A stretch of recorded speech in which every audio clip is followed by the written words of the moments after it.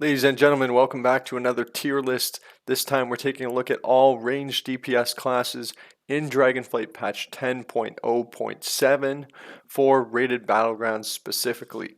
So, ranking all the ranged DPS classes for rated battlegrounds currently in the game. I play every day, so I have a pretty good educated opinion on what's good and what's not, but let's get into it.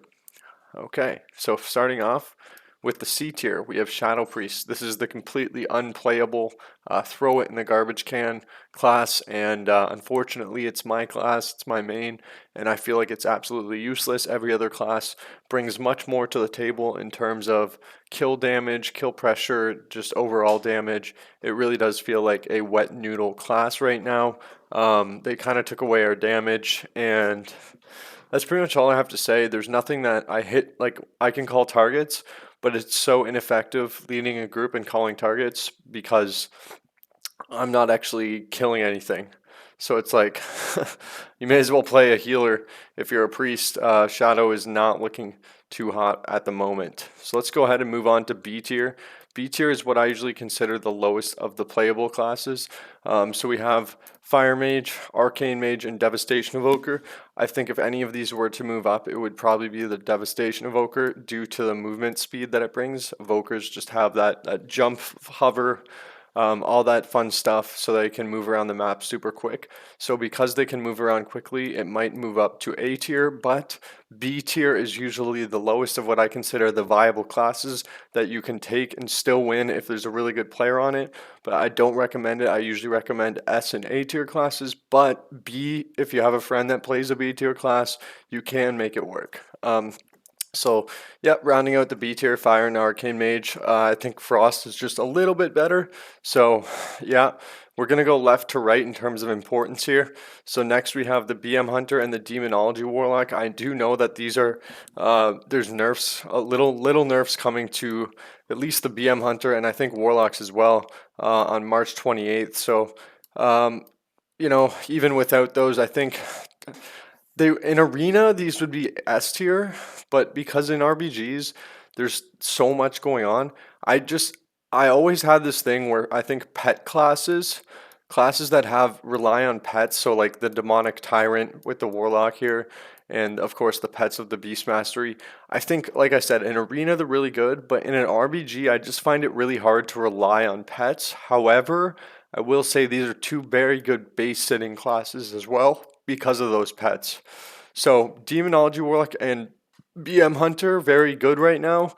Um, just because of the pet thing, I would remove them from S tier and bring them down to A tier. But then you could also make the argument that maybe they're because they have the pets, they can base sit, and therefore they fill an objective role, and they could also be S tier because of that. So riding on that A plus line, we got the BM and Demonology Warlock. Next, we have Boomkin, which obviously plays an objective role similar to that Evoker, like I said earlier.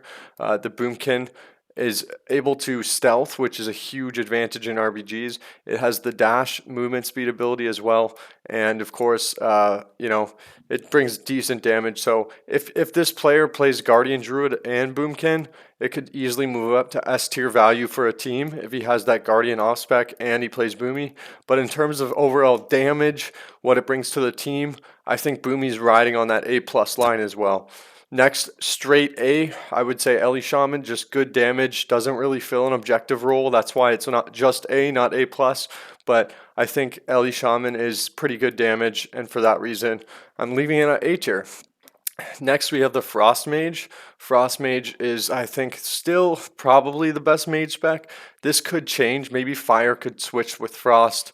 I'm not sure what's going to be better, but as of right now, I like what I see out of mages. They're not the best, but they're not horrible.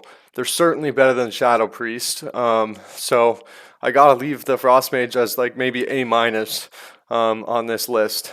Next, we're gonna go into we got one more Survival Hunter. Throw in the Survival Hunter in the A tier. I don't know. I feel like the other two specs are better right now for hunters, and I'm just gonna leave it with that. Next, we're gonna jump into S tier. So S tier, starting off with the Warlock specs, I think Affliction's probably the best in RBGs. That's a personal preference. You get Dispel Dot Protection. Of course, both Warlocks bring the Healthstone and the Gateway, which is very valuable for a team. You pretty much every team wants a Warlock usually. Chaos Bolts, obviously pretty good as well. Big kill damage out of that. So both Warlock specs, I think, all three Warlock specs really bring a lot to the table for a team. So Warlocks are an S tier class, and that's pretty straightforward. I'm going to leave it there. They're like this class, the Warlock class is capable of topping damage meters. So, top damage, brings Healthstone, brings Gate. You can't really ask for more than that. So yeah, top damage class, that's got to be S tier. So Warlock taking that S tier spot. Next, we have Marksman Hunter. I think Marks is really incredible right now. And of course, this is the last range DPS spec that we have on the list. So Marksman Hunter, surprisingly really good damage and valuable in RBGs. Hunters can also sit bases. They can cap bases. So for that reason, they become an extremely good objective player and also an insanely good team fighter as well. So that's the list, everybody. Thanks for watching. Let me know what you guys think in the comments below. Like, comment, subscribe. I'll see you on the next video. Peace.